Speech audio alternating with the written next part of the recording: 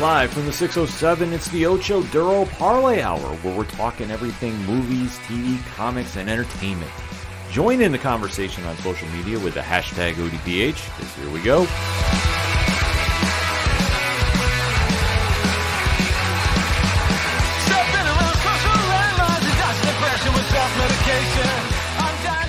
Welcome to an all-new edition of the ODPH podcast, better known as the Ocho Duro Parlay Hour. What is happening, everybody? Thank you so much for joining us this week. My name is Ken M. Joining me in the studio, as always, you know him. He's the co-host. His name is Padawan J. Well, let me talk to you. Yeah, and boy, do we have a lot of Marvel talk this week. Oh, yeah, we do. It's a huge week for the Marvel Cinematic Universe. So let us deep dive into what is happening there, but we definitely want to keep that conversation going after the show. So, Pat, where does everybody go to? ODPHpodcast.com. Right on. You swing on over to the website, sign up on all the social media accounts to keep that talk going. Everything has been updated. All the new accounts we can get on are there. So if you want to interact with us on Facebook, Twitter /X, Instagram, TikTok, we're there. And we like talking with everybody after the show, too, about what we have discussed on the show. That's how it works. Also, check out the TeePublic store link. There is a lot of good deals happening very, very soon. So if you want to get some holiday swag, perfect time to swing on over to the store and go get it. Mm-hmm. Also, check out the Patreon link. Shout out to all our amazing patrons. One tier, $2 a month, and bonus content on the way. The blog section, where we have a great review up, spoiler-free, of the first, or the season 2 of Invincible on Prime Video. Yeah. So if you want to check out that spoiler-free, you go right on over there, along with comic reviews. Got a lot of them this week. The classified section, which has friends of the show, such as 3FN Podcast, Dragon Master Games, Nerd Initiative. A lot of things happening there. Can't discuss right now, but if you follow, then you won't miss it when it happens. That's how easy it is. The directory. Pat, how many providers are we on? Not 4, not 5, not 6, not 7, not 8. We're like over 100,000. It's something like that. He is the statistician of the stars, folks, so I do not question him. So if we're not on your favorite podcast player, I want to know how you're listening to us. Allegedly, we're on ham radio. This is true. We have been told this. Allegedly. Allegedly. So make sure you're dropping those 5-star reviews. Make sure you're spreading the word about it, because it does help the algorithm of the show, and that does help a lot. Also, check out the music section, where you can find out what's going on with such great bands as Brian Wolf and the Howlers, Shout at the Robots, Floodlands, Second Suitor, Tom Jolo, the list goes on and on. Basically, if it's anything and everything that is the ODPH, you can find it at odphpodcast.com. And always remember, on social media, if you're using hashtags, use the hashtag ODPHpod. Mm-hmm. Kicking off this edition of the show, though, we have to recap arguably the best episode of the season thus far. I'd say the most anticipated one since the premiere. A lot of hype has been centered around this episode specifically. Yeah. And it is kind of the pace car, if you will, if you follow racing, about what is, the tempo for the week involving Marvel. And that is Disney Plus and Marvel Studios' Loki. Now, the Tom Hiddleston-led show has been very, very erratic. A hit or miss. I would say. I think that's a very fair statement. Yeah. Obviously, they're doing their best version of American Doctor Who, and there's nothing wrong with that. Right. But with how this show is structured, and obviously knowing what happened last season, things have been not aligned. Yeah, the expectations were very high. Yes. Season 1, I think for a lot of folks, was generally well received. I know people had its knocks about it, but I would say in terms of like a percentage, we're talking at least 75%, if not higher, enjoyed season 1 to varying degrees. Season 2, very less so. Yes. So now we're near the end. It's the penultimate episode, and there's a lot happening involving Loki and company. Mm-hmm. So if you're new to the show, first and foremost, thank you for checking us out. What we'd like to do is give a spoiler-free statement about what we're going to talk about, so we don't ruin anything for you. However, we do give a countdown. After that countdown, we deep dive. We don't hold back. We give theories. We give guesses. We break everything down the best we can.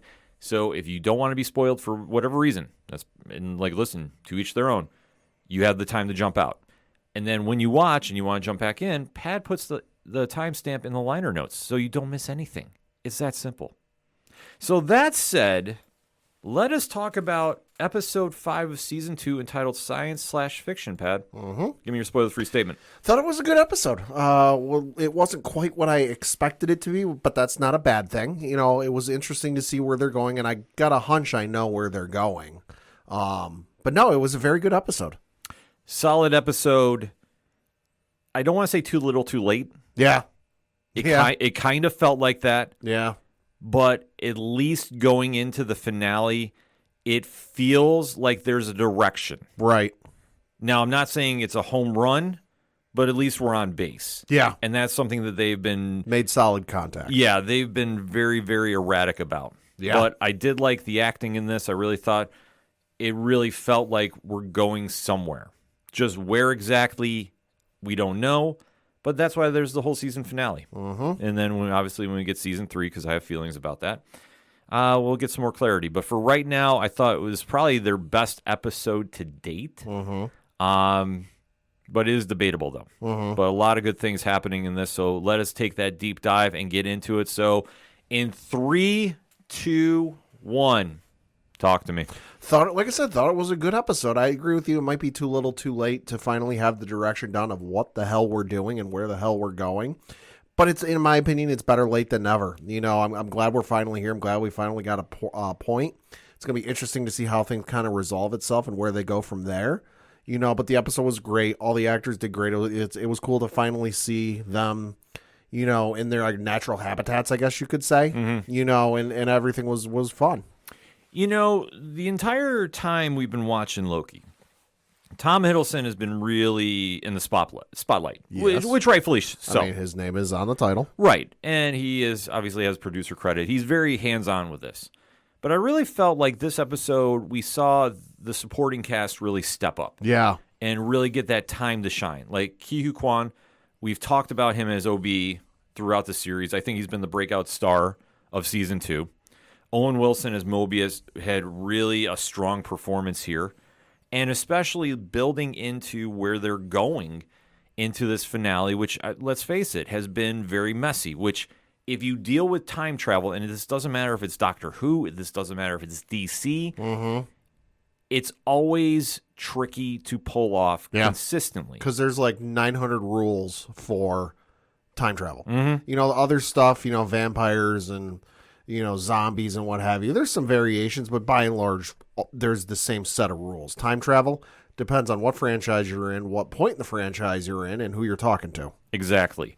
And especially with how things were set up with Jonathan Majors, Kang, being freed at the end of season 1. Mm-hmm. Now, the only time we've seen him thus far, obviously a lot of other reasons for that. Yeah. Concerning the strike, which is still happening. Yeah. It's been very tricky to really see his impact, but this is the show that we are all waiting to see how it's playing out. And like his character, he's conquering the timelines. He's making his impact felt. He's trying to. Well, it's something with Kang that has always been a very interesting plot point to his character. Mm-hmm. However, he's not one of my favorite characters. Sure. But it's just, there's a lot with him that if he's done well, he's great. Oh, yeah. But when he's not, and it's just kind of like you get to a certain point in the story and you're kind of like shrugging the shoulders, like, where do we go from here? That's where I think he falls off. And I think, unfortunately, more times than not, that's what happens. However, recently he's been really on point since they've made him a focal figure in the MCU. Mm-hmm. And Jonathan Majors has done great in his performance of him. But as we jump in here with this entire season, Loki has been trying to fix the mess because he's a time-placed character. Mm-hmm. If that even makes sense. But that's, you know, what we like to say as reasons. But this is where he's been trying to fix the timeline. They thought they had a great way to do this. Obviously, using OB's help to go back in time to find a variant of Kang, which was Victor Timely. Everything thought it would be reset because he had the DNA structure to go in there and be the one of He Who Remains. Did not work out as well as it did. And as we ended last season, or last episode, I should say, Mm-hmm. everybody got wiped away because Timely spaghettified, as the term is going around the internet. Yeah. So it was all for nothing. Everything blew up. Timeline was wiped out. Yep. We jump in here. We see that Tom Hiddleston has survived, but nobody else is around him. All by myself. And the TVA is no more. Well, I mean, it's physically there, but in terms of like anybody working there, no. No. So it's a lot of Tom Hiddleston's character of trying to figure out what's going on. Mm-hmm. And he does wind up escaping the place he's in. Mm-hmm. And this is where things get tricky because we start jumping around the timeline. Because he starts time slipping again. Yes. And to describe that, Pat, that's when he's phasing in and out. Yep. So this has been something that has been a character point of him this entire season. Well, for the first 2 episodes. Right. And then he thought he fixed it, and it hasn't been an issue. But then the poop hit the fan here, and now it's happening again. For what reason, we don't know. No, they've never really clarified that, which I do fault them on. Because that is a big point to this entire season. I mean, I kind of chalked it up at the start to maybe pushing the boundaries of the tech further than it should have gone. You know, True. I chalk it up to that. But in this regard, I really don't understand why. Yeah, it doesn't really make a lot of sense. But Loki does wind up escaping this wasteland he's in. Mm-hmm. And he starts now trying to track down his team of allies.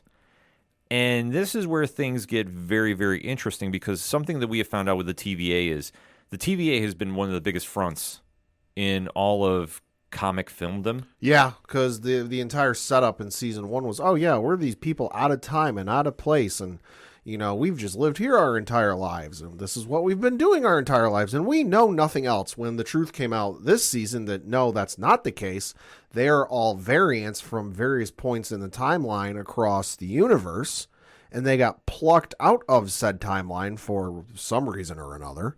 And placed in employment there and had their minds wiped so that they wouldn't remember their previous lives. Yeah, so it's always been a little tricky how they've handled this. But we do see some familiar faces now in their original lives pre-TVA. So it's interesting to see Mobius is now Don. Selling jet skis. Yep. And ATVs. Dr. Verity Willis, that is the true form of Hunter B-15. Frank Morris, who's really Casey. And then OB, who is Dr. A.D. Doug. Yep. And he's the only one who has a sense of what the hell's going on because why? He's a science fiction writer. Yep. So when Loki is presenting his case to him, he goes, no, yeah, that makes sense. It does make sense, which, I don't fault that. No, and I get it for time-saving purposes. Exactly. And plus it plays into OB's character, too. Yeah. Like I say, he is the true breakout star of this season. And we need more OB in the MCU after the show. I agree. 100%. Just putting that out there. 100%. So he does get the help, and Doug comes up with an idea about getting the band back together, so to speak. Because he's saying, okay, if we get everybody back to the explosion, it should affect the aura and just reset itself. Yep. To put it in a very simpler term than they did. Instead of spending a half hour, yeah. Yeah, which, listen, simpler the better when it's involving time travel. Yep. No faults here. And, of course, OB is starting to connect to his future self, if you will. Like I say, this is where things... It's all a circle. Yeah. So he is building a temp pad. Which is using some leftover TVA tech. Very rough. Yes. Not 100% perfect. Yeah, but this is all Loki could grab at the time. And what it takes, because he meets, Loki meets up with OB, or AD, whatever you want to call him. We'll say OB so it doesn't confuse. And he tells him what's going on, and he believes him, and he starts building the stuff, and then Loki time slips out of there like mid-explanation, or 3/4 of the way through the explanation, ends up someplace else. OB then tracks him down with the rebuilt temp pad, and Loki looks at OB and goes, wow, that was really quick. And OB, without missing a beat, looks at him and goes, well, I don't know if you'd necessarily count 18 months as quick. And then he starts to say, yeah, I lost my job, my wife left me, and this is all I've been doing for 18 months. Yeah.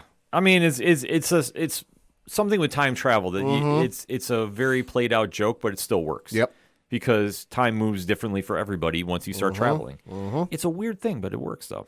So Loki does wind up getting the band back together, except Sylvie. Yep. Because Sylvie, at this point, has retained all her past. Well, she plays possum and acts like she has no idea what he's going on about. But then, the truth comes out. She's like, all right, I can't keep doing this. Yeah. I know what's going on. So this is where they have a very good standoff. Mm-hmm. And Sylvie finally gets Loki to confess something, which it's interesting to see how this plays out as his character has developed. Because a lot of the season, he's been an anti-hero. Yep. I know that's the terminology I know a lot of people don't like, but it's true how they've written him because he hasn't been a villain Per se. but he's not a typical superhero. He's had flashes of villainy. You know, look at the episode this season where he tortured the one guy. Love that episode. But that's who he is. Yeah. Every time you've seen Loki done where he's working with heroes, he walks a very fine line. And I think that now seeing this interaction, I mean, and great dialogue too, back and forth. Yeah. Loki finally just fesses up that he can't handle being alone. I mean, because you think about it, and I think he even alludes to this during the episode, that, like, his brother isn't there. His parents are dead. You know, his entire planet was wiped out, you know, and everything else. So it's like he's been through some shit. Yeah. And I think for him, too, to finally admit that, because he's always been somebody that wants something he can never have, to now have something where it doesn't seem that big at the time. Yeah. But it's so much more than anything he's ever wanted, because he's always wanted to be accepted. Yeah. And we've never really seen this with Asgard and Thor and Odin and the powers that be. Right. But now he's really grown attached to Mobius and company. Well, and I know that's a plot device that's been used over the course of time, TV shows, movies, where it's like you've got the one guy really acting out or playing the jokester.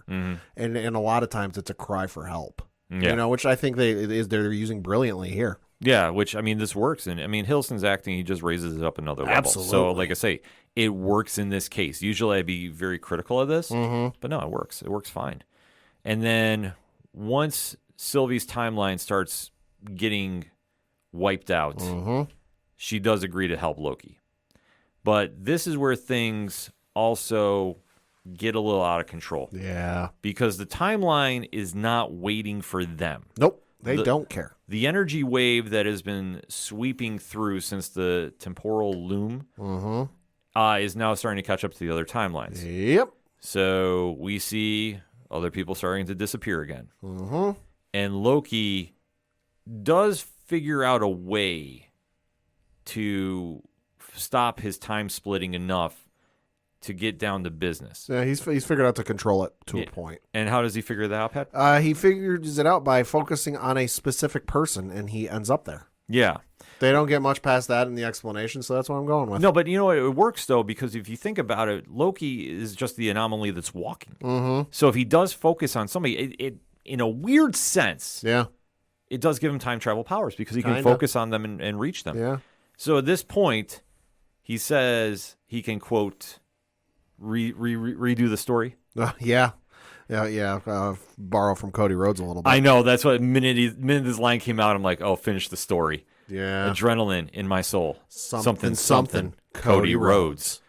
But it works. Yep. So now this is where Loki winds up going right before the explosion happens and winds up facing OB. And that's how the episode wraps up. There's a lot that happens with this, though. Like I say, it might have seemed like a quick synopsis. Yeah. But it just really falls down to you see OB step up. And that's why I say, Ki Hu Khan's performance. Phenomenal. Just amazing. And really stepped up his game. And then when we see, of course, with Owen Wilson, like I say, his character, because they've always had that moment where he's been denying his past. Yeah, I mean, there's the one point where, what was it? I think it was the last episode where, like, they wanted to go find out what his thing was. And he's like, you know what? Why don't we go get pie? Yeah. So we start diving into that a little bit. And like I say, it makes sense because you've seen him be such a loyal employee to the TVA. Very much a company man. Yeah, I mean, he was their Cyclops. Let's face it. If you want to do the comparison with him and X-Men, without the psychotic breaks, I mean, there's nothing wrong with Cyclops doing what he has to do. I mean, okay. He, like I say, I'm team Scott Summers all day. So at hashtag ODPH pod. But in this circumstance, though, it works to see those performances really come out. But it's Hiddleston really coming to terms with the growth of his character and the tragedy that's going to happen, because no matter what he thinks he's going to win, he's going to wind up losing Mm-hmm. because he's still a man out of time. And there's no way that he can survive. Mm-hmm. He's going to wind up going back into that moment where he's in front of Thanos. Yeah. Like he understands it. Like unless some real interesting trickery happens, which he's the god of mischief, anything's possible. Yeah. It does appear that he knows the ending is done, but that's where he wants to go and redo the story. Mm-hmm. And it's a very cool moment to see. But now we have one episode left of season 2. Mm-hmm. It still feels like there's a lot they have to cover. Mm-hmm. Any kind of guesses where we're going with this? I feel like I can't say anything because I've read some spoilers that are potentially true, potentially not, but I could see them playing out. So I'm going to withhold my opinion. I'll tell you off air, but I've if you want to, I've read some stuff and it would make a lot of sense. Well, I think we're definitely heading to season 3. Okay. I would say this in my unofficial ODPH guess. I feel we're heading to season 3. I think that we will have a run-in with Kang at some point here. And I think that's where the cliffhanger is going to be. Mm-hmm. I think that where they go for the next part of this season next year is going to be interesting because I can't see him doing something noble and like sacrificing himself and making Sylvie the new goddess of mischief. I mean, listen, Loki tries to be a good guy. He ain't that much of a good guy. Right, exactly. Like that's why I say like there's no noble way he's going out. Right. It'll be some like he'll double cross somebody. Yep. Is where I'm going with this. That's why I say like it would make sense if they wanted to have Sylvie be the new Loki because she's still in the timeline. Could be. But I don't think they're going to do that. I think Loki will do a double cross and set her up. Mm-hmm. And then obviously with Kang involved, I think that's where a lot of double crossing will happen too. Mm-hmm. So like I say, there's a lot they'll be excited about, but I think we're ending with a cliffhanger. Oh, yeah. I don't think we're ending with just a clean cut finale. No. And then I think we're going to get a bonus scene of some sort. Oh, that's probably a safe bet. Yeah. Maybe Fantastic Four. I wouldn't go that far. Well, let's say maybe Baxter Building. Like that's something. But like I say, I don't want to know because I want to watch like everybody else. I want to get up on Thursday and be like, yep, here we go, and let the magic happen, as the kids say. But in the meantime, though, final thoughts on the episode before we sign it off? Fantastic episode. Excited to see where things go for the final episode this season. And from there, boy, are we in for a ride. Strong performances really carried this. I'm excited to see where we go, but I think there's still just so much left on the table. I don't think we're done at episode 6. Mm-hmm. Just where we wind up heading to is anybody's guess, but I think for this episode, one of the strongest ones they've done, and arguably the best one of the season. So that being said, hit us up on that hashtag ODPHpod. What is your thoughts about quote-unquote science/fiction, episode 5 of season 2 of Loki on Disney+. Let's have the discussion, shall we? We're going to take a quick break. We'll be right back. Hello, Internet. It's that time of year again. We at the Game Vault Podcast will be raising money for the Children's Hospital of Philadelphia. Yes, that's right. It is the Game Vault Podcast's 8th annual charity live stream. This year, our main marathon will be split over 2 Saturdays. Our first 12-hour block will be in person on Saturday, November 11th. And the second block will be taking place virtually on Saturday, November 18th. We will be playing all types of games from many different genres, including Immortality, the Jackbox Party Pack, and Call of Duty, as well as some extra life classics such as Halo, Mario Kart, and a WWE game or two. Both streams are tentatively scheduled to begin at 9 a.m. Eastern and will broadcast on our Twitch channel, twitch.tv/GameVaultPod. We look forward to you joining us and helping us raise money for the kids. Coming back for another segment on this edition of the ODPH podcast. And we were given some more Marvel Cinematic television news. Yeah, busy week for them. Very, very busy week. And we have been finally given a trailer that has been causing a little bit of buzz ever since we saw this character debut live action on Hawkeye. Mm-hmm. And that is the character of Echo. Yes. So if anybody's not familiar, Echo has a long history in comics, debuting in 1999 in the Daredevil series. Right. And has really gone on some very different directions post-Daredevil. Mm-hmm. One I don't want to spoil just in case they do it for the MCU's television show. Okay. But a very interesting character nevertheless. Alkaya Cox is playing her. Mm-hmm. And we now know that there's going to be the spinoff show. And obviously with the fallout from Hawkeye, this is going to kind of tie into the new direction of where things are going with the MCU, but it's also a Marvel Spotlight show. Yes. So, Pat, do you want to break this down a little bit? Yeah, so Marvel unveiled this in an article on their own website a couple of days ago. It was published on the 4th of November, where they were talking about, unveiling Echo at Choctaw Day celebration. They streamed the first 2 episodes of the show at this celebration. So one of the things that was mentioned in this article towards the end is it does say, quote, Echo will be the first series under the Marvel Spotlight banner. And head of streaming Brad Winderbaum said of the decision to launch the new banner with Echo, quote, Marvel Spotlight gives us a platform to bring more grounded, character-driven stories to the screen. And in the case of Echo, focusing on street-level stakes over larger MCU continuity.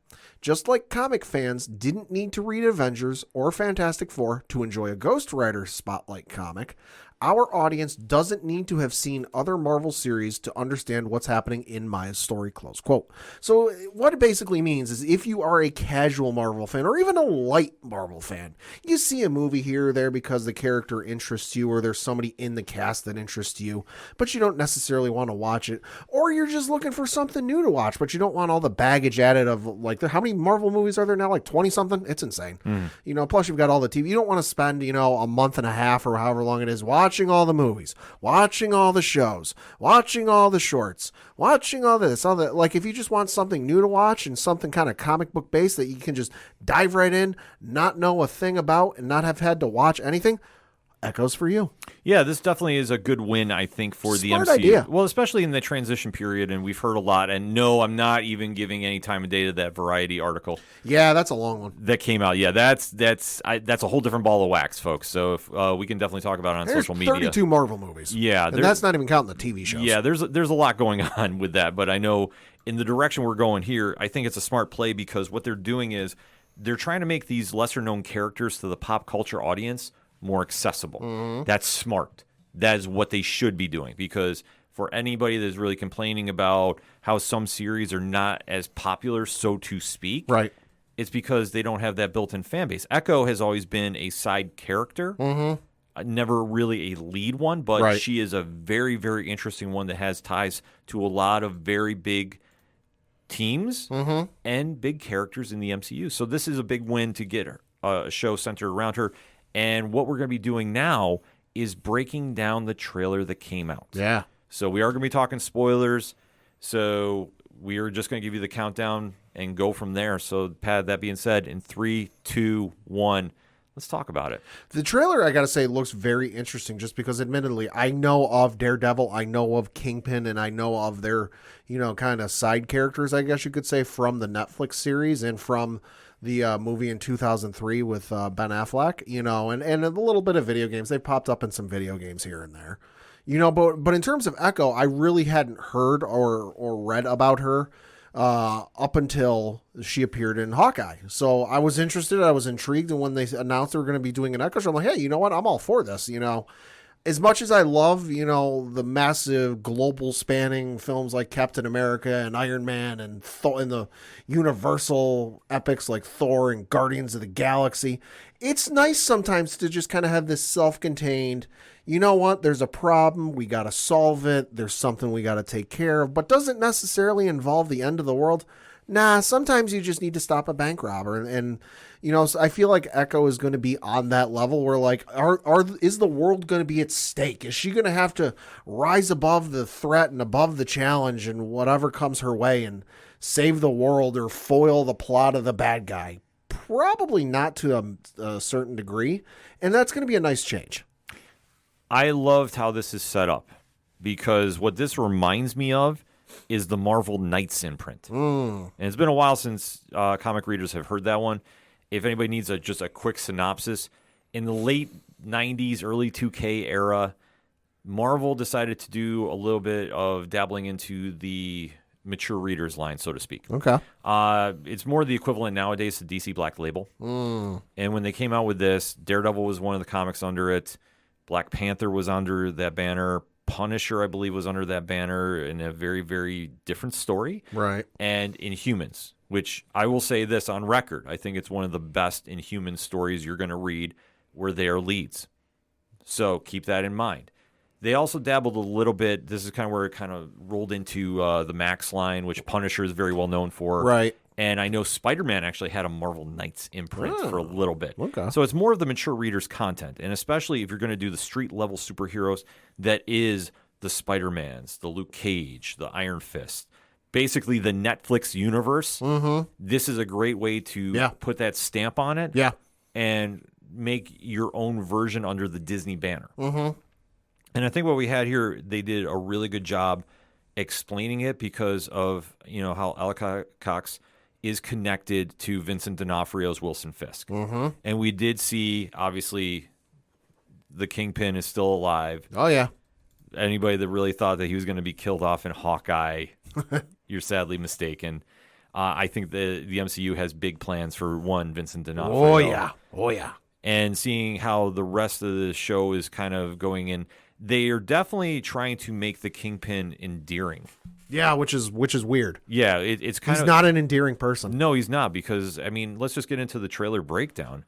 As we start out, we see a very young Echo leaving school. Uh-huh. And she's trying to get some ice cream from a vendor. Yep.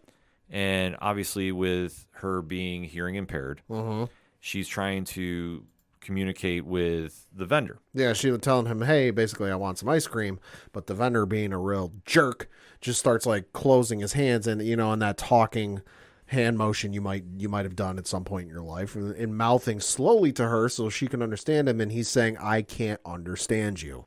All the while, Fisk is watching from a distance, and he's seeing how the vendor just brushes her off. Yeah. And you all see... the kid wants is some ice cream. Yeah. And you see Fisk get very, very angry about this. And rightfully so, I say. It's his own kid. Well, yeah, he's very protective of his adopted daughter at this stage. That I don't know if they're going to kind of go into that route. I would imagine they'll dabble in it. They'll kind of allude to some stuff. You might get a couple of flashbacks, but will we get an entire episode of a fleshed out backstory? Probably not. No, but it's somebody that he obviously takes under his wing. So maybe not fully adopted as the legal sense, but he is her protector. Right. And as we see, Fisk is beating the holy snot out of this guy. And he is wearing a beautifully pristine, probably fresh out the dry cleaner's white suit. Yeah. That looks all sorts of dressed up. He's got a black undershirt or black something there, a black tie, because he's got the vest and it looks like he's got so he's got the white suit jacket. Yeah, he's got the white vest and he's got a black shirt underneath, dress shirt underneath all of that, white pants, black shoes.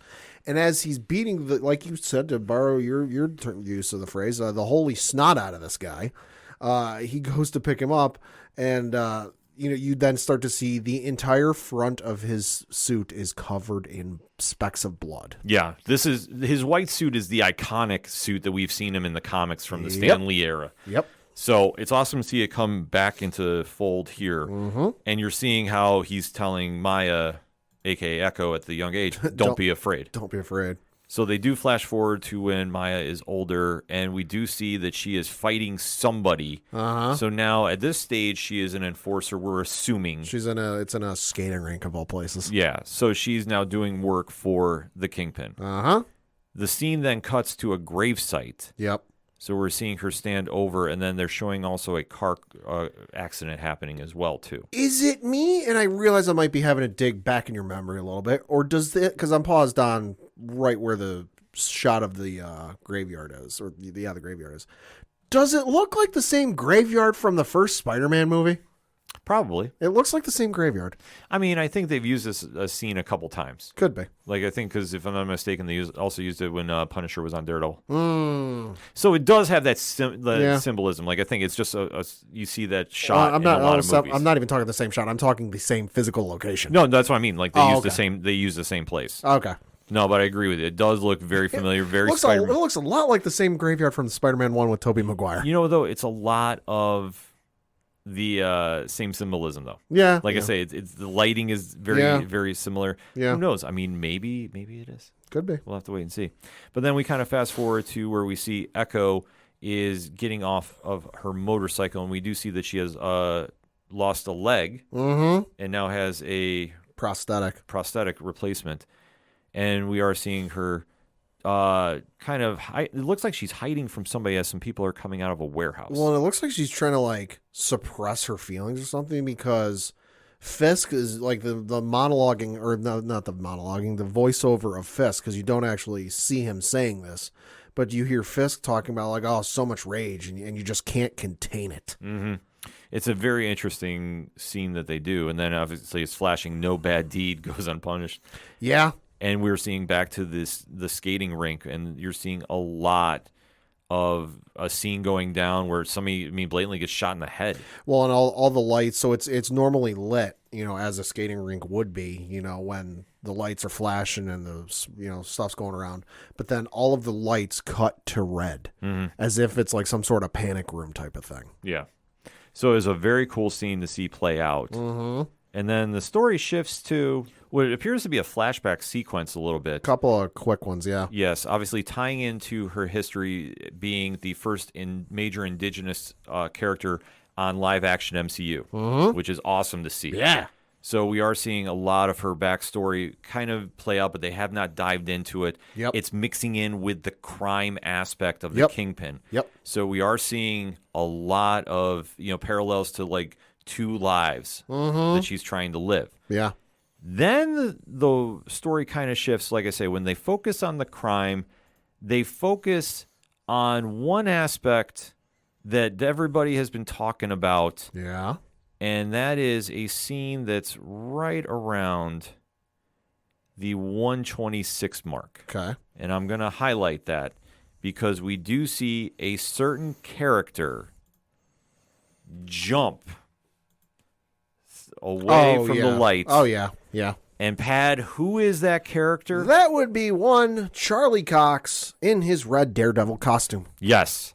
So everything you knew about She-Hulk and the yellow costume appears to be gone. Well, I'm sure we'll get a reason as to why he's not wearing the same costume. Yes. But we are seeing that there is a fight sequence involved there, so it looks like this is the Matt Murdock of old, which, obviously, if you know the character of Echo, you know they have a history there. Yeah. So I'm sure they're going to kind of play into that as well. Yep. And they are kind of showing a flashback, of Echo fighting some security guards that are doing some very nefarious means. Yeah. And just kind of going back and forth, kind of parallel to the Kingpin. So like I say, one thing they're just trying to show is like her trying to find her own way. As much as she might not want to admit, how closely they are in terms of like their action style and just kind of what they are and their morals. They're more alike than she may like. Yeah.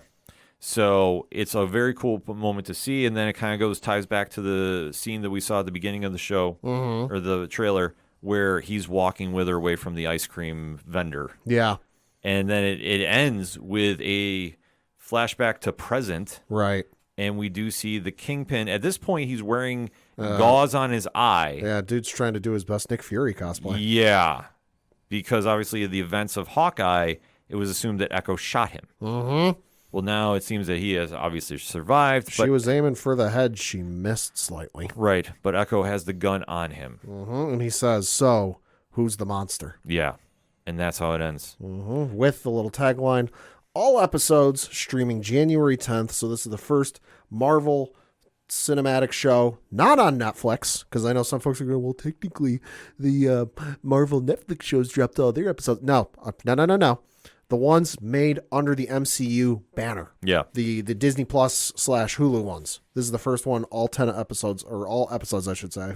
We don't know how many there are, at least I don't know how many there are dropping on the same day. Yeah. Which is going to be, pull up the calendar here, that it's November, December, January 10th. That is a Wednesday. Yeah. It's interesting they're going back to Wednesdays. Yeah. I will admit, as long as it's not on at 6 a.m. again. Well, they're all dropping at once. You can watch them at your own leisure. Yeah, which that'll be easy to do. Oh, yeah. So, I'm excited for that aspect of we're things. back to seeing if I can do them all in one day again. I don't miss those days. I don't, but we'll see if I can do it. But Pat, let's talk about the trailer in retrospect here. What's your thoughts going into this? I'm gonna make a bold prediction. I'm gonna make a leap prediction. Okay. We're gonna see Punisher in some capacity in this show. Ooh. Just because you're talking bad deeds, you're talking about unpunished, and I don't think they're dropping that line into allude to the fact that, oh, you might see Punisher. No, the line is no good deed goes unpunished, but in this case, it's no bad deed.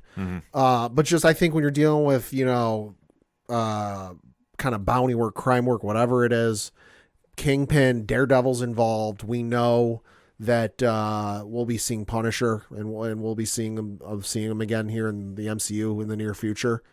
I wouldn't be surprised. Now, I'm not saying a full-blown episode, but I wouldn't be surprised if we see him make an appearance in this show. That's gonna be my elite prediction for this. I would not doubt that. I do feel this. I will kind of back you on this aspect. I think we're going to see another Netflix MCU character show up. Okay. I'm going to say Jessica Jones. Ooh. As a complete left field guess. Okay. Because we do know, obviously, Charlie Cox is Daredevil. He's in. D'Onofrio's Kingpin is back. Mm-hmm. But after that, I think this is going to be the gateway to get the Defenders universe slowly coming back to the MCU. Yeah. The only ones that I think right now are up in the air for different reasons is Luke Cage and Iron Fist. Yeah.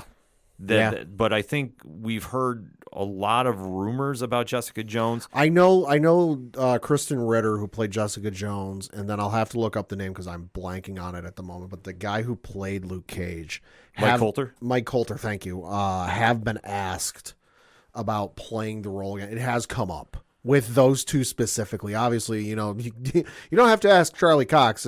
Cat's already out of the bag on that one. But in terms of Mike Coulter and Kristen Ritter, who played Luke Cage and Jessica Jones, respectively, I know those two have been asked fairly recently, within the last couple of years, whether they would play the roles again. And they've kind of not been definitive, no, I don't want to do it. They've kind of been a little aloof about it. A little, kind of like, we know they might know more than they're letting on.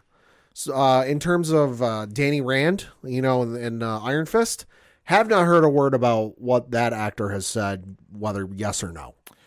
The only thing I've heard is I think Coulter's situation is held up. He's on that show Evil for CBS. Yeah, that's true. So that's been the only thing preventing him. Right. So, but this was a while ago. Because the other thing, too, is Mike Coulter and Kristen Ritter are like real good friends in real life. Yeah. So I would say it would probably make sense to bring them both back. The Danny Rand question is interesting. Yeah. Because I know that Iron Fist was arguably the least popular of the Netflix shows. I think it was the least popular. Yeah. But as far as what they want to do with the character, I'm not sure. Like, I think that was the kind of the biggest bubble that we were kind of waiting to see what was going to happen there.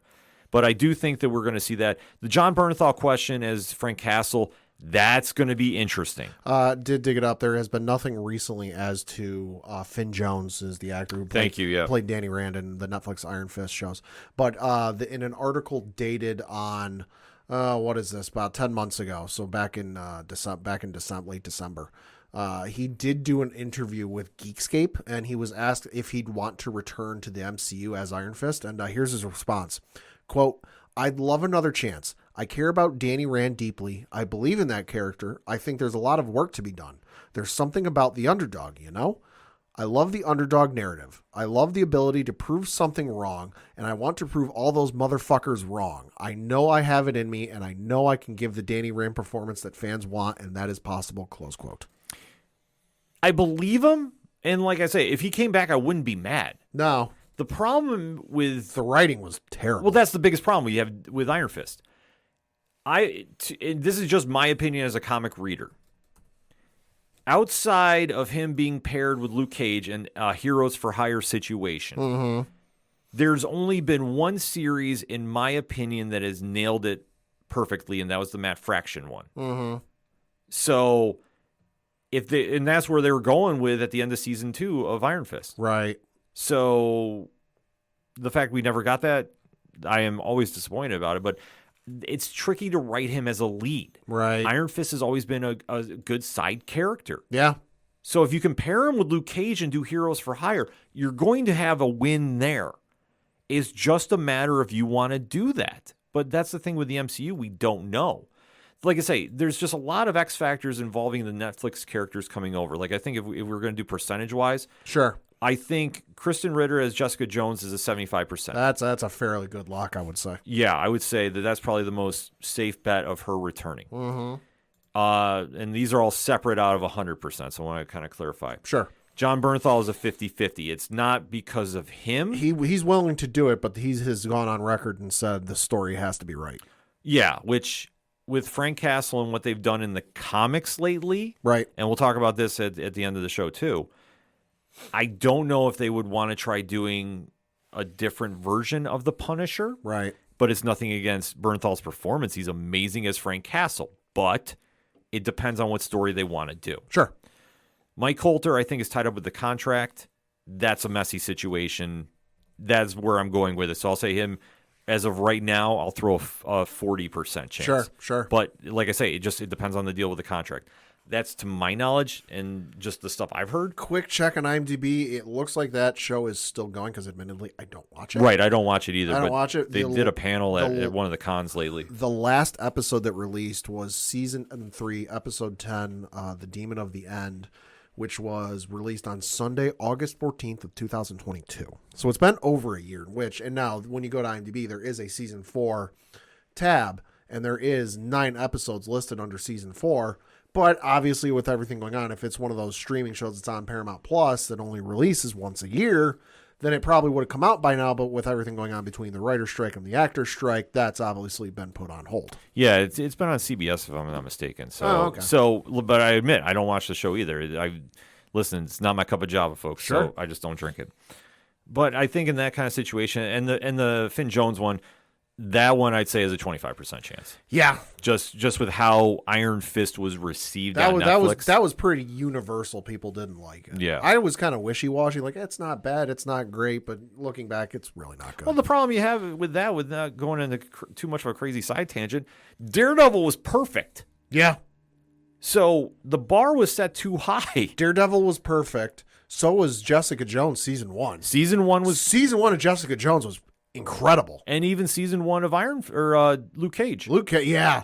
Season 1 of Luke Cage was incredible. Yeah. But then I think you took a detour, in my opinion, with Iron Fist and the Defenders. Yeah. I think and Jessica Jones season 2, we've been very critical about on the show. I think it was, and the same thing with Luke Cage. Yeah.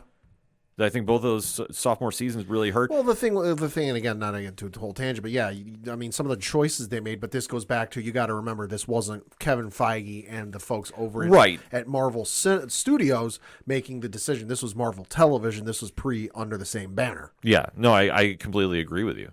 So, like I say, if they want to do this, this is a great gateway for it. Yeah. But I also think this is a great showcase for what fans can expect out of Maya Lopez. Right, and this can be a good avenue to get some new fans that, might be a little hesitant to jump into the MCU, because I looked it up. As I mentioned, there's 32 movies in the Marvel Cinematic Universe, and that's before we get to the television shows. And then when you factor in how much time, the one number I saw was 68.6 hours of movies. Oh, yeah. Which, if you sit down and watch those start to finish, it will take you almost 3 days straight watching to watch through, which not everybody's going to do. But when you tell somebody, hey, to watch this show, you're going to need to watch 32 movies, 68, 70 hours worth of content just to understand what the hell's going on, you're going to get almost everybody who hasn't seen the MCU looking at you going, screw you, I'm not watching that. Yeah. But that's the nice thing with this, is if you get somebody who says, hey, you go up to somebody on the street or somebody at work, home, school, whatever, and say, hey, I think you should really check this show out. This show's really awesome. Oh, but it's a Marvel show. I don't know if I want to necessarily have to rewatch everything or watch everything. You can sit there and go, hey, you don't need to. This is completely separate from anything else. You can watch it without knowing a thing. Yeah. And like I say, I think the character of Maya Lopez is going to win a lot of people over. Yeah, I think so too. And I think they're going to really show just a very unique story going on, because it's not going to be all crime-based. Like I say, I love the shots of her Native American history coming into play. Yeah. And like I say, she is a groundbreaking character as well, too, because she's the first major indigenous character to be live action on any MCU show, which is amazing. And like I say, with her being a deaf character as well too. Any chance you get to show, the Native American culture in any sort of capacity is all right in my book. Amazing too, yeah. I've gotten to see in my travels over the years some of the sites and stuff over in the Southwest of the United States, and it is some of the most gorgeous stuff I've ever seen. Yeah, no, I'm all for it, and especially like too how she does represent the deaf community as well too. Like I say, she should get an Emmy out of this. You would hope so. At least a nomination, because like I say, everything we've seen so far is nothing but win out of this. And I think for anybody that's been claiming about superhero fatigue, I hate that statement with a visceral passion. Yeah, it comes up once a year. It comes up, but it's like if the quality of work is good and you see the actors getting that passion behind it, and Cox has been very good about really getting behind this. Cox is so passionate about his performance as Matt Murdock. He lost out on a role in the Solo movie. Oh yeah, no, because he had been acting for so long without looking at people. When he went to audition for the Star Wars Han Solo movie, he didn't look at the people he was auditioning in front of, and that kind of got him out of the role. No, I actually meant Alka Cox. Alka Cox. Okay. Yeah, playing, but even Charlie too. Like I say, they're all excited to be back and doing this. Even D'Onofrio. Yeah, that's why I said D'Onofrio when I was a boy. Vincent D'Onofrio is to Kingpin what Viola Davis is to Amanda Waller. Yeah. Literal perfect casting. Yeah, so like I say, there's nothing but win on here. And everything we've seen thus far, I think they have a huge hit on their hands. Mm-hmm. It just depends on, is the fans going to be excited to jump into a new character, which I think they will. I think so. Because I think the only thing that's hurting right now, just in my opinion, just to kind of close this out very quickly, I think just the whole deal with the strike is just weighing heavy on everybody. Yeah. That it's kind of like, they don't want to get attached to a new show because they know if the strike is still prolonged, it's going to be forever before we see more. Well, and that's the reason, when the numbers come out of the number one stream shows, Suits has been number one for like a record length of time, and Grey's Anatomy is number two right behind it. Yeah. Because there's nothing. You think about it, there's nothing coming out on basic cable, CBS, NBC. ABC, Fox has got new stuff coming out, but that's all game show related. But in terms of like I can't wait for insert returning show here. Chicago Fire, one of the Dick Wolf shows, or a new season of Grey's Anatomy or something on CBS. One of their shows. They're not coming back because you had the writer's strike go on for so long, and now you've got the actor strike, which is still ongoing. Yeah. So there's nothing for them to show, because they couldn't write anything, even though they could film stuff, and then they couldn't film or write anything. So you've got folks looking to turn and watch some stuff, and they're turning to what's already been on. Yeah. But this is a big win if the MCU can kind of kickstart the next phase properly with this. Yeah. And like we say, as we're recording, the strike is still going on. Yep. Hopefully it's done by the end of this week. Apparently verbiage is now the issue. So yeah, well, it's a couple of sticking points the last couple of weeks. Yeah. But either way, though, cooler heads got to prevail. Yeah. And I think once we get there, I think there's going to be a lot of win for everybody. So we'll have to wait how to see this plays out on January 10th. But in the meantime, hit us up on that hashtag ODPH pod. What is your thoughts about the first trailer for Echo hitting Disney Plus via Marvel Studios on January 10th? All episodes streaming, so make sure you switch the dial to TVMA, because this is not going to be one for the kids, folks. Oh, no, it's not. But it's going to be one for the fans, so let's talk about it in the meantime, shall we? But that's after a quick break, because we'll be right back. Do you like comic books? What about movies and TV shows? Well, we may be the show for you. We're Hops Geek News, a weekly podcast that discusses comics, movies, and TV shows while featuring a beer of the week. Every week we chat about what we messed up on the week before, and then we dive into what we're reading and watching, as well as some news. We then wrap it up with a geek-themed topic of the week.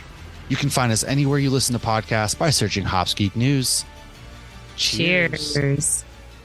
Coming back for another segment on this edition of the ODPH podcast, and capping off the Marvel Cinematic Universe content. We are back at the theaters this week. Yeah, we are. With a movie that is unfortunately polarizing. Yeah. I don't get why. I'm sorry. Hey, listen, I'm excited for it. It's Marvel's almost annual birthday present to me. My birthday is this week. And almost every year, and I say almost every year because it doesn't happen every year, almost every year I get a movie from them in the month of November, usually right around or on my birthday. So, Hey, Marvel, thank you. Exactly. And for me, I'm super excited to see this movie because this is the sequel to 2019's Captain Marvel. Hard to believe it's been that long. Yeah, it's crazy to think. Although then again, we are technically in our timeline post Endgame. Yeah. Which is wild to think about. It's crazy to think about, but yet here we are all these years later, and we finally have the sequel to Captain Marvel entitled The Marvels. So Brie Larson is reprising the role as Carol Danvers. Tiana Paris is reprising her role as Monica Rambeau. And Aman Vellani is reprising her role as Kamala Khan in the new version of the MCU with all the Marvels involved, Miss Marvel, and in the comics it was Captain Marvel, who's been Photon, and some different names, and of course Carol Danvers as well. So there's a lot of speculation going on with this, a lot of questions that we all have. We do know Flurkins are going to be involved. A lot of them. A lot of them. They had an entire press junket with cats the other day. Yeah, which I loved. Was cool. Exactly. So with what has gone down since the events of Avengers Endgame, there's been a lot of question marks about where Carol Danvers and company are going to be standing. So what we're just going to be doing for this is giving you our speculation of what's going to go down here. Obviously, some theories we might have. So I don't want to say it's going to be even spoiler talk because we don't really know. Just kind of gauge the excitement we have for this, because I am truly excited to go see this. I think that Captain Marvel has been a really good movie. Yeah, no, I agree. I think Monica Rambeau has been such a great character to add to the MCU. Tiana Paris has been doing great whenever we've been able to see her on screen. And Aman Vellani has really won everybody over as Kamala Khan. Yeah. And obviously, with what happened at the end of the Miss Marvel TV show, that allegedly she might be a mutant after all, which in the comics has now happened. It's occurred. It's really happened.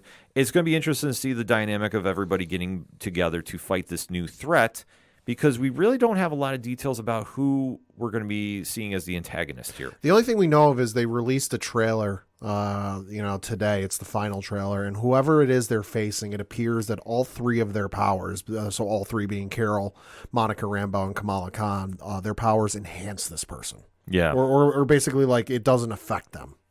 Well, I mean, that's the whole thing with the power set involved, because it's cosmic, it's Kree, it's you can deal with any of the Kree Skrull war that has been going on for eons in the comics. Usually where Carol shows up, Krees and Skrulls are not far behind. Right. And in this situation, I think we're going to see some of that play out. I think so, yeah. I mean, I'm not exactly sure to what degree, but I think we're going to definitely see something happen here. There'll probably be a mention of like a Kree Skrull war. Marvel likes to drop it in the comics every couple of issues. Well, if anybody's not familiar with that, that was a very big storyline in the 70s for Marvel.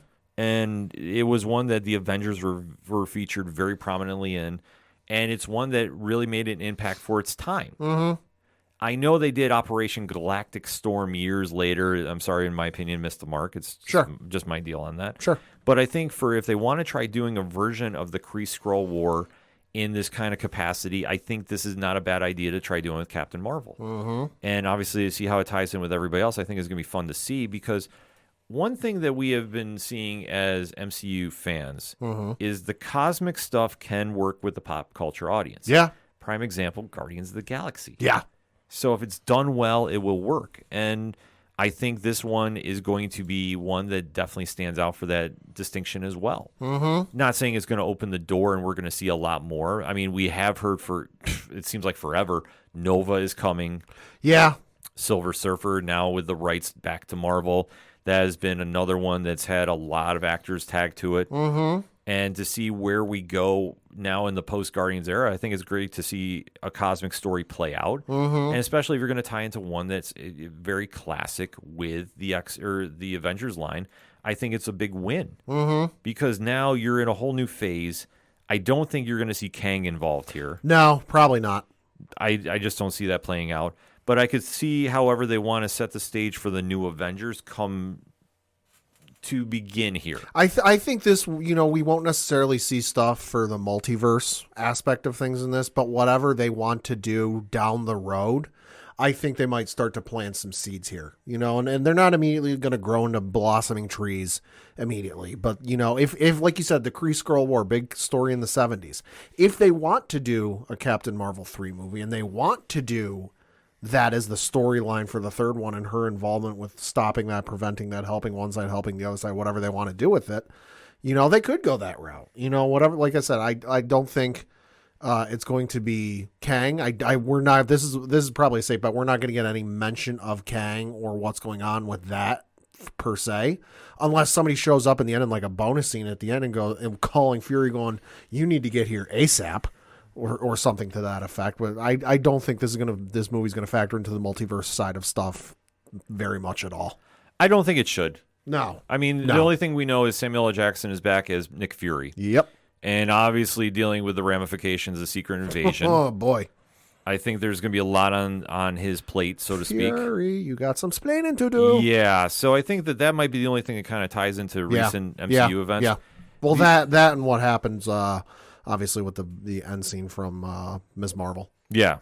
I think there's going to be a lot of questions answered, and I think more raised out of this. And especially, there's a lot of hype centered around a scene in the trailer that just came out, too. Yeah.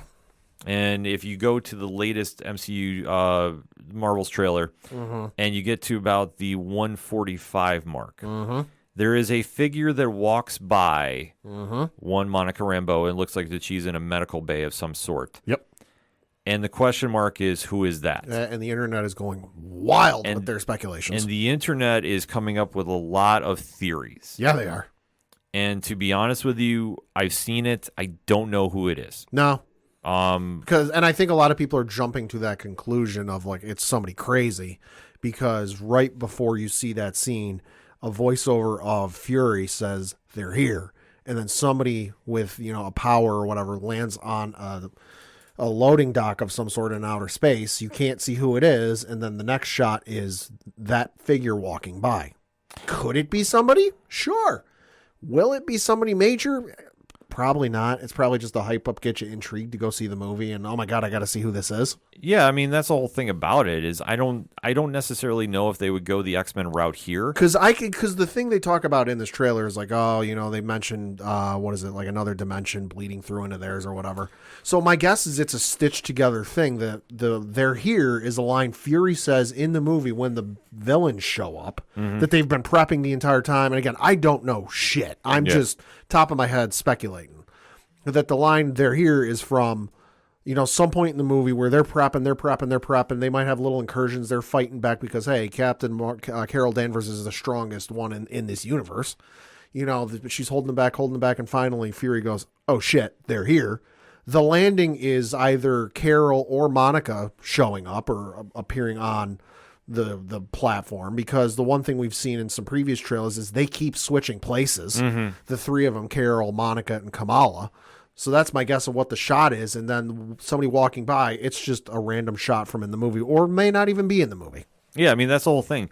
We don't know. I mean, Marvel has been known to throw those out there to get fans talking. They love their misdirection in the trailers. Yeah. Case in point, seeing the Hulk in Infinity War. Yeah. So, I mean, anything is spectacle about or speculation about this. Yeah. I mean, that's the one. It's fun, but it's fun. Don't get yourself so hyped up that you're going to see something and then, get in the movie fully expecting it and then go get all pissy that you didn't see it. Yeah, I mean, I think the only thing that's for certain here is we're going to get a bonus scene. Oh, yeah, that's a guarantee. And there is a lot of hype about seeing a familiar face come back. That's the only thing I've heard. Now, to what degree? Okay. I don't know. I mean, this could be anybody from a show that we haven't seen in a while. Like, is it possible maybe Black Bolt? Maybe. Oh, wow. That would be a hell of a surprise. Because I'll throw this out there. Wow. Because here is why. I never thought we'd see that franchise again. I would say if you want to do the speculation talk here, we do know that Marvel's Secret Wars is allegedly the last film that is on the slate for Phase 5. That we know of, yeah. Correct. Obviously, if you know the comic written by Jonathan Hickman, Secret Wars, we deal with the Illuminati. Right. We have had speculation since Doctor Strange Multiverse of Madness about the Illuminati showing up in the MCU. Right. We do know that if you want to do Space Odyssey, there is some stories with Black Bolt involved. Uh-huh. and I could see that character showing up. So I dug it up. Marvel.com/movies is where I am sourcing this from. So obviously we've got The Marvels, which is releasing November 10th, 2023. After that, and these are the dates they have on their own website. So if you're listening to this in the future and that's not the right date, sue me. It's what we have as of recording time. Timestamp when we print this episode or publish this episode. Yeah. So after that is the Untitled Deadpool movie, which is slated for May 3rd of next year. After that, you've got Captain America: Brave New World, which is slated for July 26th of next year. Then you've got Thunderbolts, which is slated for December of next year. After that, we're into 2025, and you've got Blade in February. Fantastic Four, which is slated for May of 2025. Then you've got Avengers: The Kang Dynasty, slated for May of 2026. And then Avengers Secret Wars, slated for May 7th of 2027. Obviously, there's some holes in there because, they typically don't go back-to-back a year apart with Avengers movies without some stuff in between. But as we know right now, yes, Avengers Secret Wars is the last thing they have announced. So if you got to do that, you got to establish the Illuminati and what it causes. Yeah, you do. Which, they kind of did when you look back at, Doctor Strange 2. Right.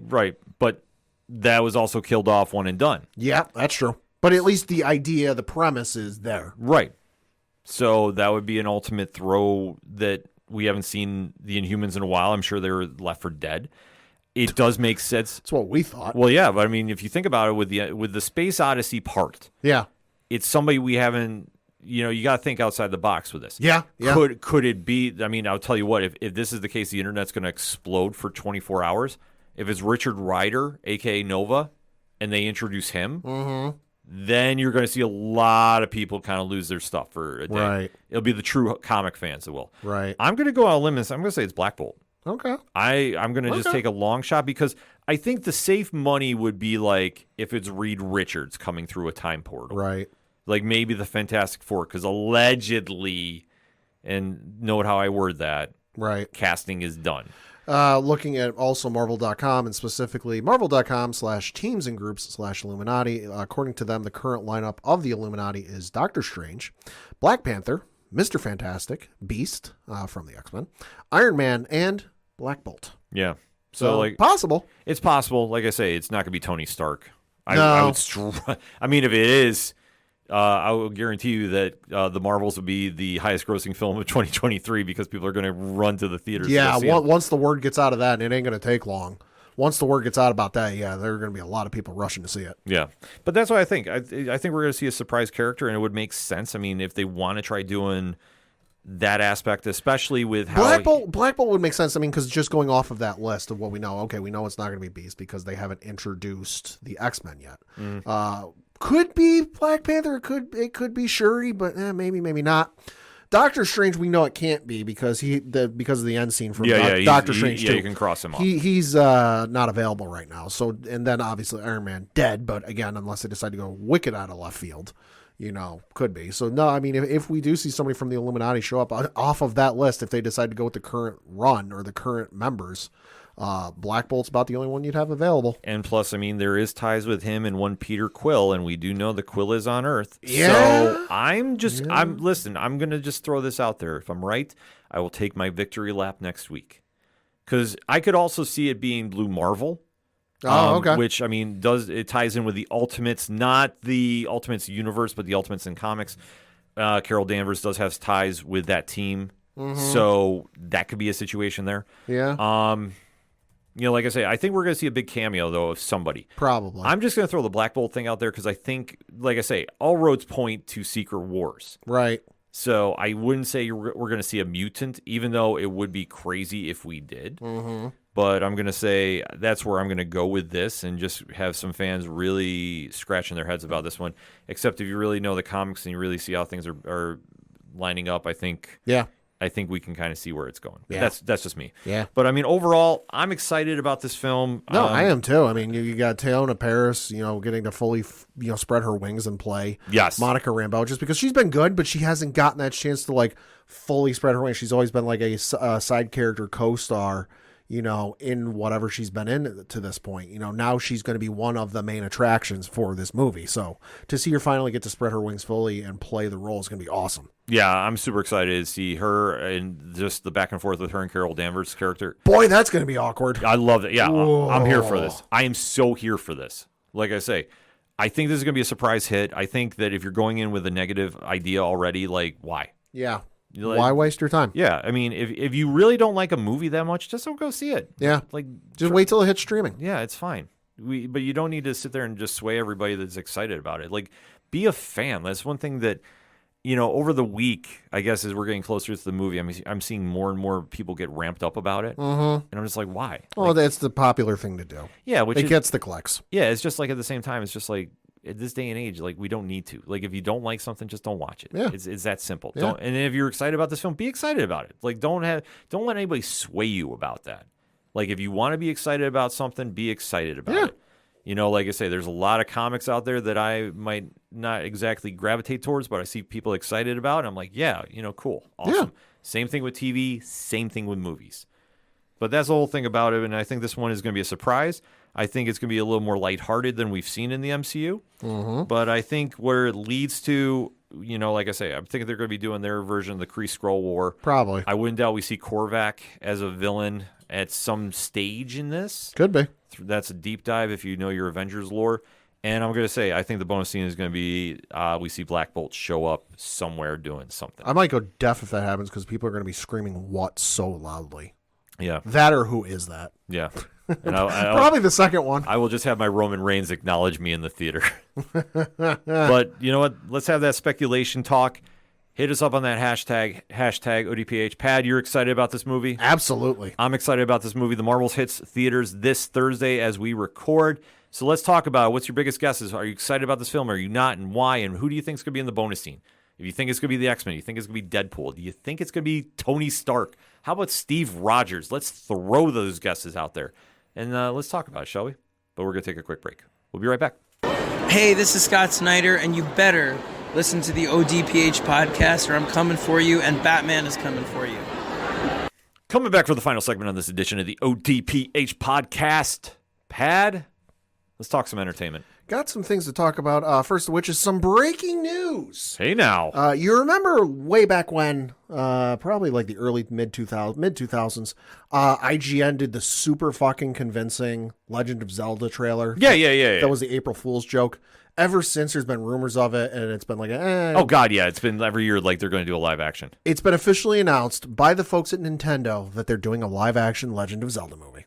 Really? Yes. So reading from an article on Variety.com, it reads, quote, Nintendo has announced a live-action film based on The Legend of Zelda, Shigeru Miyamoto announced. The gaming legend and creator of the Zelda franchise took to Nintendo's official Twitter account, because I refuse to call it X, to write, quote, This is Miyamoto. I have been working on the live-action film of The Legend of Zelda for many years now with Avi Arad-san, who has produced many mega-hit films.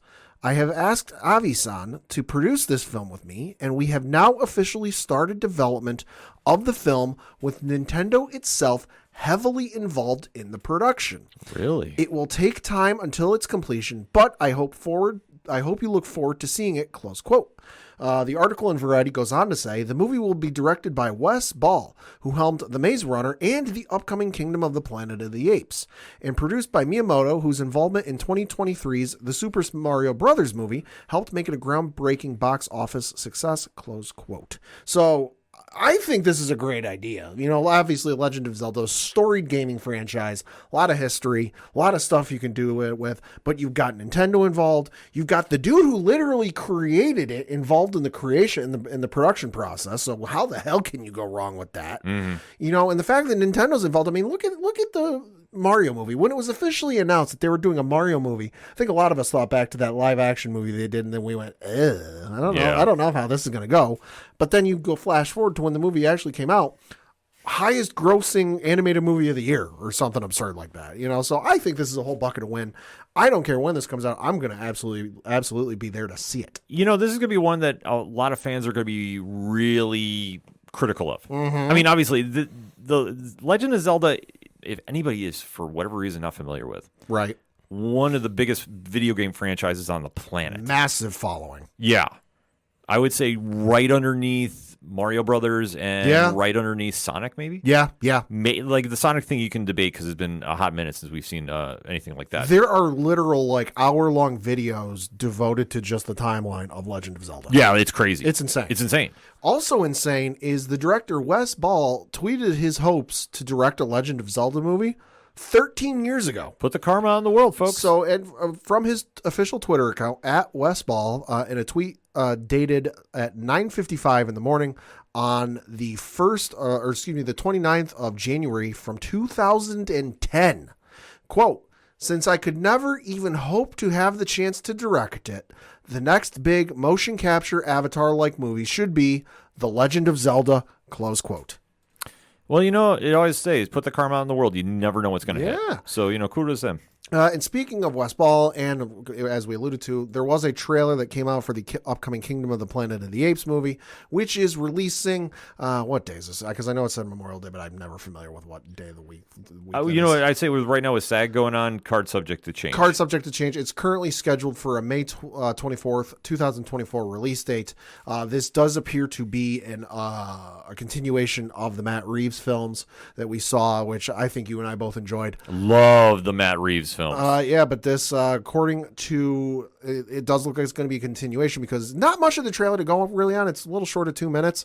We do see Caesar in the film, so it looks like it's going to be a continuation of that. I'm super excited for this. I will be there to see this. I cannot wait for this. Yeah, no, I'm excited to see how it all plays out. Mm-hmm.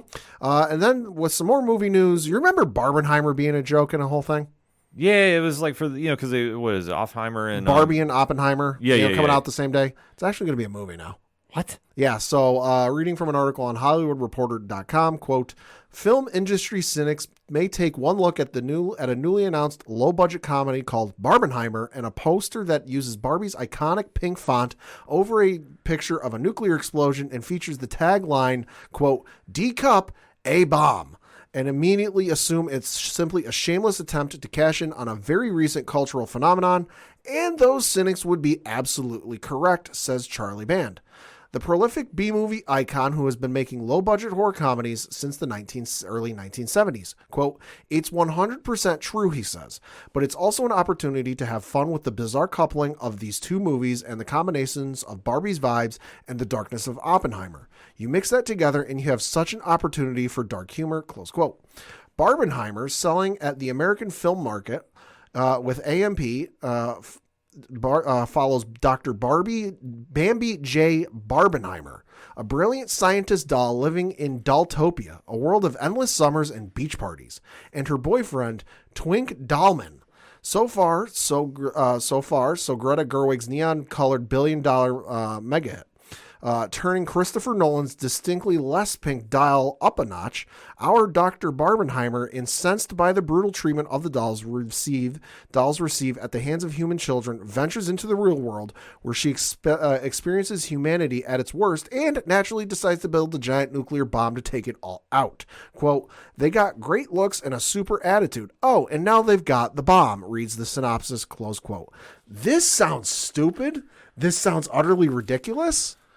I might check it out when it releases. Yeah, not going to lie. Like, I think just how absurd it is. I might check it out when it releases on digital. Yeah. Like, I'm not going to pay like $15 to go see it in theaters if it even releases locally.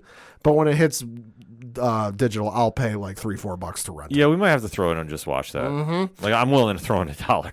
And then switching over to some television news, and what was the least surprising news, but officially confirmed. Yeah. Superman and Lois is going to be ending after season 4. Reading from an article on entertainmentweekly.com, it says, quote, "It's hard to kill Superman, but his days on the CW are numbered, and it's not because of kryptonite. The network announced on Thursday that Superman and Lois will end after season 4. The DC Comics drama starring Tyler Hoechlin and Elizabeth Tulloch as the titular couple will return in 2024 with a 10-episode final season. Quote, while we're sad to say goodbye to Superman and Lois at the end of season 4, we're grateful for the time we've had with our amazing cast, crew, VFX teams, editors, musical geniuses, and writers," showrunners Todd Helbing and Brent Fletcher said in a statement. "Since the day this show was first discussed, it was about family. and that's what it was created on and off screen. We'd like to thank our partners at Berlanti Productions, DC, WB, and the CW for their endless support and enthusiasm during this journey, and give a very special thank you to all the fans for tuning in, close quote. Well, we've grown up with this show. Yeah, we have. Like I say, this has been something that if you're a longtime listener to the ODPH, first and foremost, thank you for checking us out. Yeah. We have covered this since day one. We have been in love with the show. Yeah, we have. That this has been, I think you and I have both universally raved about this show when it's been good. I think they've only had in the entire run maybe 2, possibly 3 hiccup episodes. One for certain. Season 2. One for certain. The other 2, maybe. Maybe, but I think they've nailed why you love Superman. Yeah.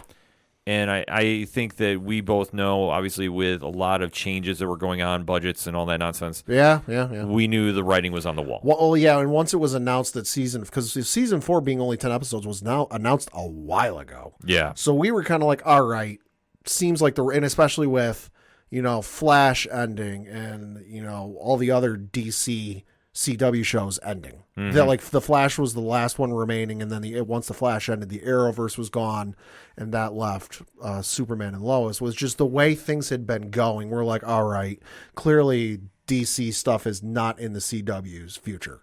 Right. So we figured once we had speculation because those other shows got canceled before the 10 episode season 4 got announced, and we were kind of like, all right, we might want to brace ourselves. This could be coming. And then once they announced 10 episodes season 4 after doing like 20 something the last 2, we're like, all right, yeah, the writing's on the wall. Yeah, I mean, that's the one thing about it too. Like, I think that you have to kind of sit there and see the big picture. And and let's face it, everything we know about DC as far as live action is going through Safran and Gunn. So we knew it was only a matter of time, but we have to, I mean, we'll get into a more deep dive when the final episode plays. Yeah. But you have to appreciate what this caused on the small screen that ignited an entire movement, which was the Arrowverse. Yeah. And to see how it's going to cap off, I mean, it's going to be a bittersweet day. I'll be honest, I didn't think anything could come close to my love for Smallville, because Smallville is and will always be in my top 3 favorite TV shows of all time. Yeah. God damn it, Superman and Lois is close. It is. Very close. And speaking of stuff that's going to be coming out in 2024, it was announced by HBO Network chief Casey Bloys that House of the Dragon Season 2 is going to be premiering in early summer 2024. And according to an article from Variety.com, quote, House of the Dragon Season 2 will premiere in early summer 2024 on HBO. Network chief Casey Bloys announced during a press event in New York on Thursday. At the media presentation, the first trailer for the second season screened exclusively for reporters, but details about the contents of the footage were kept under an embargo. During a Q&A portion of the event, Bloys said he expects that Game of Thrones spinoff A Knight of the Seven Kingdoms, The Hedge Knight, will begin shooting next spring, pending the end of the ongoing SAG-AFTRA strike. Based on author George R. R. Martin's Game of Thrones book, Fire and Blood, House of the Dragon follows the Targaryen dynasty in the fictional continent of Westeros. It takes place nearly 200 years before the events of Game of Thrones and about 100 years after the Targaryens united the Seven Kingdoms. I think you and I both agreed the season 1 was fucking incredible. Season 1 was really good. Matt Smith all day. And I'm glad with everything going on, we won't have to wait super long for season 2. I'll be honest, I was kind of wondering about that. Yeah, me too. But you know what?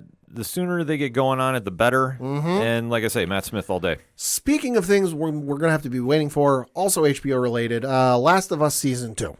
This one, not so good news. Article on Variety.com reads, quote, The Last of Us Season 2 will enter production in early 2024, announced HBO boss Casey Bloys at a press conference Thursday morning.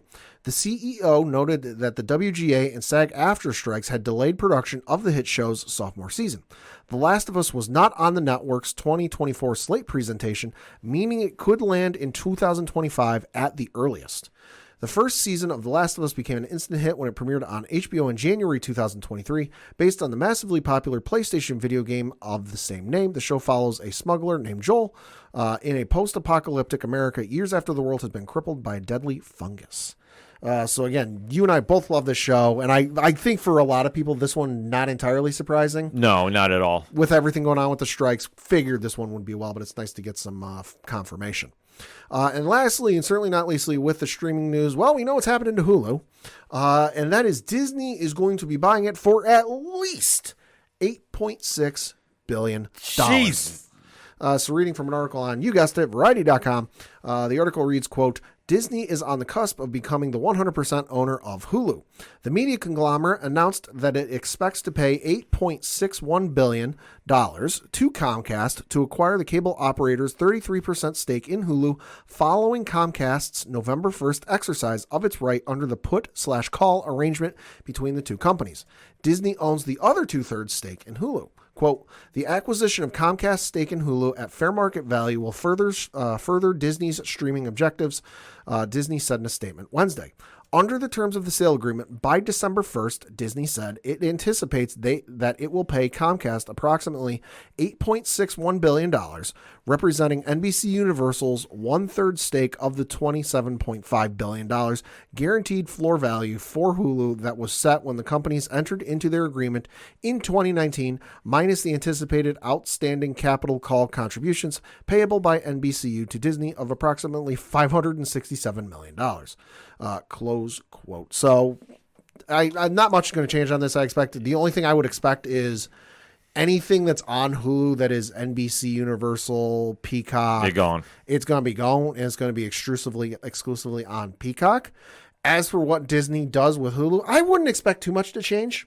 You know, I know there was talk of them melding ESPN Plus, Disney Plus, and Hulu into one thing. Mm-hmm. That might actually happen now that they own all of them at 100%, and they can kind of do whatever they want without anybody telling them no. Yeah. You know, but for the right now, I wouldn't expect too much to change in terms of what you see if you use Hulu.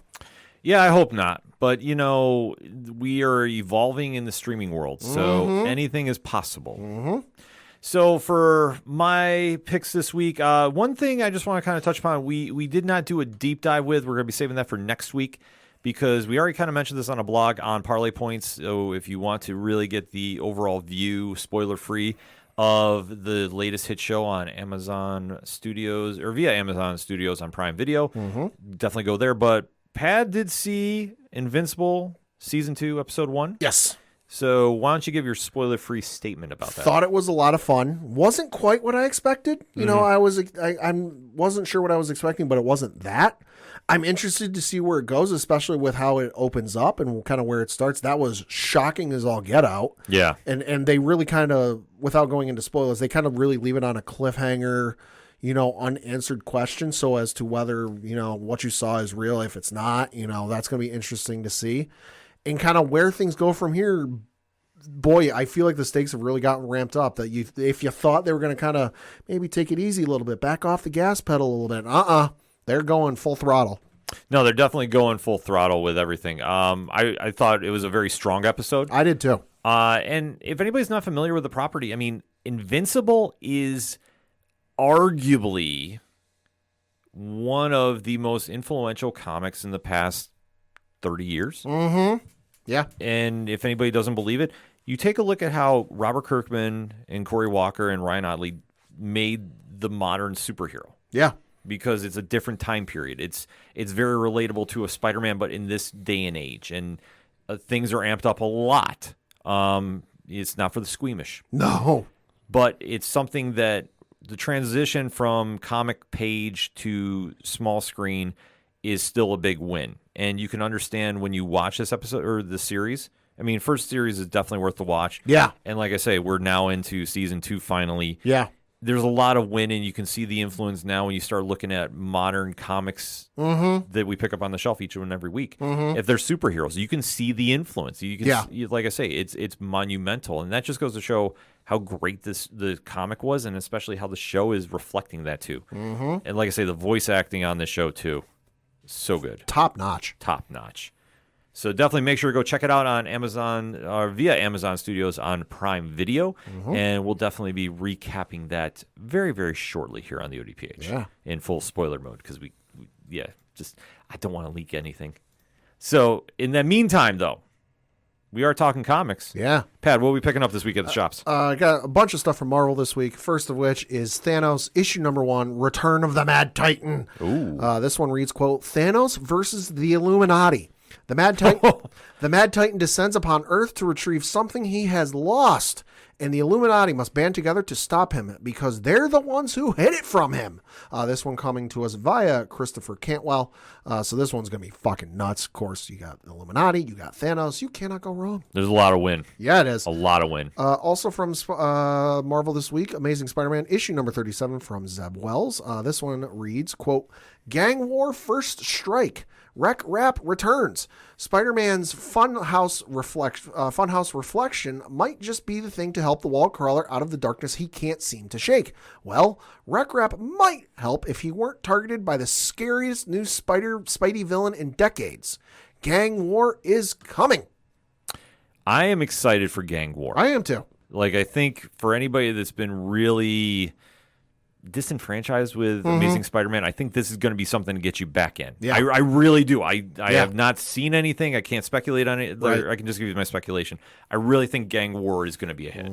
And then we got 3 titles from folks with Star Wars. First of which is Star Wars Darth Vader, issue number 40 from Greg Pak. This one reads, Scourge of Coruscant, a Dark Droids tie-in. What greater prize could the droid Scourge imagine than Coruscant? And God, this is a fucking word. Ecumenopolis, Ecumenopolis, filled with millions of droids. And what greater terror could the people of Coruscant imagine than a horde of Scourge droids led by Lord Vader himself? So that's going to be fucking nuts. And then you've got Star Wars The High Republic, issue number 1. This one is from Phase 3. This one from Kevin Scott. This one reads, The Star Wars The High Republic returns for its explosive Phase 3. A year after the destruction of Starlight Beacon, Marchion Ro and the Nihil stand victorious. The galaxy is in turmoil. The once mighty Jedi are outclassed. The Republic is on its knees. On the edges of the galactic frontier, Jedi Master Keeve Trennis leads a desperate assault against the invading Force. The odds are stacked against her, but a Jedi always clings to hope. The Force is with her, right? Not so fast. So that one's going to be awesome. Like I said, and I maintain, Star Wars The High Republic, the best storytelling they're doing in Star Wars right now, not from Dave Filoni. Lastly, certainly not leastly, Star Wars The High Republic, Shadows of Starlight, issue number 2 from the great Charles Soule. This one reads, more secrets are revealed from the missing year. Following the fall of Starlight Beacon, Elzar Mann and Avar Kriss, star-crossed Jedi Masters, attempt to navigate a galaxy that seemed determined to keep them apart. What is the Stormwall, and what danger does it pose to the Republic and the Jedi Order? Definitely some good stuff this week. Yeah, a lot of great stuff coming out from the Star Wars brand. So Yeah. it's definitely something to be excited about if you're a fan of that franchise. For me, okay, kicking off, DC has a big week going on. Okay. There's a book I know that's near and dear close to Pad's heart. Uh-huh. And that is the first trade paperback is coming out of the new Superman run Ooh. by Joshua Williamson and Jamal Campbell. Heyo. If you haven't read this, amazing stuff. Yeah. Like, phenomenal stuff. I love this run that Williamson is on with Campbell. And like I say, just where they've been going with the story has been phenomenal. So the trade paperback is out now. So if you haven't picked it up for whatever reason, like, make a point to track it down. Seriously. On the Batman side of things, Batman 139, Chip Zdarsky, Jorge Jimenez. This is now the first book coming out after the Gotham War between Batman and Catwoman. Right. I will say it is a insane read. Okay. I love this. A certain clown prince is back in the building, Oh, boy. and this goes into a lot of crazy places. Uh-oh. I love this issue, though. I really was blown away by it. Especially, there's a dynamic that's been going on that I have, like, listen, I'm not a big fan of Sure. that they've done, but I understand why, so I'm just writing it out. I want to see actually how this dynamic plays in with the main antagonist, if you will. So Okay. super excited to check that out. So definitely make sure you pick that up because that's, like I say, it's kicking off a brand new story arc. Also, Birds of Prey number 3. So Kelly Thompson, Leonardo Romero. This book has been fun. Okay. I really enjoy this one. I love the lineup, and the mission they're on is absolutely crazy. You can tell by the cover that they have a certain somebody that is coming to crash the party. Uh-oh. And when this person shows up, because Pad can see the cover right now. Oh, Christ. Yeah, well, when your mission is to invade Themyscira, you're gonna warrant some trouble. Bring your A game. Yeah, so but like I say, the cover gives it away, and I know that the splash page at the end has been making the rounds on social media, but I really enjoy this book. I think Kelly Thompson's been writing an amazing team. I love the work that she's been putting in with Zealot, who a lot of fans might not know, but I know from the Wildcat days. Oh, okay. And also Harley Quinn has been such a great read in this team and the dynamic that is going on here. So I really enjoy what she's been bringing to the table in mix with everybody else. So that's my DC picks. On Comixology Originals, Nice Jewish Boys, #1.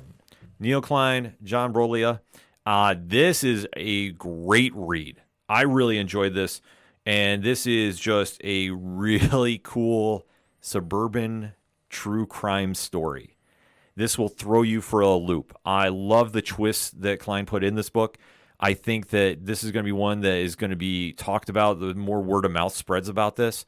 And like I say, if you'd like some real crime stories, this is going to be up your alley. Okay. I really, really think they got a lot of cool things going on with this book as well. So like I say, that's out on Comixology Originals. Like I say, another great reason to go get a subscription to it if you don't have it already. Like I say, if you're on Amazon Prime, like just go over and check it out. Like I say, they got so many good stuff happening over there. It's not even funny. On the Marvel side of things, I got to go back for one book that I have had circled for quite some time, and that's Punisher #1. So this has been the one that the minute I heard one David Pepos was involved with. Oh, you're in. Yeah, he already had my money. David Watcher is on the art, and this is really going to kick off a new era involving the vigilante that is known as the Punisher. Mm-hmm. No spoilers on this one, but I will. The only thing I will say is this will be kicking off the comics coverage on nerdinitiative.com at 9 a.m. Eastern Standard Time. So depending on when you hear this on Wednesday, you definitely do not want to miss this. I swear to you. It's Pepos. Enough said. Yeah. I feel like I don't need to say any more, but I will because we're on a podcast. On the Image Comics side of thing, they have a monster week as well. One of my favorite books is coming out, and that is The Dead Lucky #10, Melissa Flores, French Color Manual. Love this series, a massive verse, and the story of BB and what is going on now and the latest problems in San Francisco are really amping up. Like I say, a lot of things that this series does well is just, it's massive verse. Like I say, that's all you need to know, folks. So definitely make sure you keep an eye out for that. Also, from Skybound Entertainment, Transformers #2, Daniel Warren Johnson. Pat, I'm just going to show you the cover. Okay. And I don't know if you can really see it from this angle. Oh. But that's all I'm just going to leave you with. Oh, boy. And I'm just going to say there's a lot of big things that just looking at that cover, you're going to be excited about. The Energon universe is something that if you're not on board with yet, I don't know how you're not jumping in like feet first. There is just so much that you can be excited about as a fan because you know that there's G.I. Joe coming. You know that Transformers are here now. And you know Void Rivals is still like the dark horse, no pun intended, of what is going on. Because they have so much like they're building with this universe. Like it's just nothing but a big bucket of win. So if you haven't checked that out, you definitely want to make sure you do. Also, speaking of Dark Horse, Count Crowley, I have to really pause when I say this name. Mediocre Midnight Monster Hunter. So this is a really cool book that's coming out. Definitely go check that out. David Dashamelin is on the writing duties for this, so you definitely want to keep an eye out for that. There is a lot of just really cool stuff out this week, Pat. Mm-hmm. A lot. I'd say so. Like I say, I could keep going on and on. Like I say, our friends over at Boom Studios, House of Slaughtered #19, Damn Them All #10. Just big books this week, folks. So I'm just going to leave it like this. If you need your comics coverage, odphpodcast.com, Parlay Points. We always got the blogs up posted for you, what you need to do. If you even want more expanded coverage, nerdinitiative.com starting at 9 a.m. Eastern Standard Time, Wednesday morning, every hour on the hour until we're done talking about books. The bullpen has got a lot of stuff happening there, a lot of stuff happening on TikTok as well, Twitter. We have you covered on what you need to know as you head to the comic shops because we always say, make sure and go out and support your local comic shops wherever you're at because there's nothing better than walking into a shop and picking up a book on New Comic Book Day. For anything and everything that is the ODPH, you can find it at odphpodcast.com. That's it for this edition. So for the one and only Padawan J. Thank you. I'm your host, Ken. Thank you as always for listening to the ODPH podcast, better known as the Ocho Duro Parlay Hour. See you next time.